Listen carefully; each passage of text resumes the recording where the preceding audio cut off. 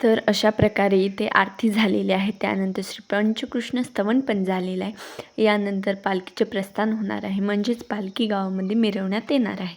पालखीमध्ये वेगवेगळी भजनं म्हणली जातात, आरत्या म्हणलेल्या जातात व त्यामध्ये बायका भजनं पण करतात, त्यामध्ये बायका फुगड्या पण खेळतात. अशा प्रकारे गावामध्ये पूर्ण पालखीची मिरवणूक होत असते.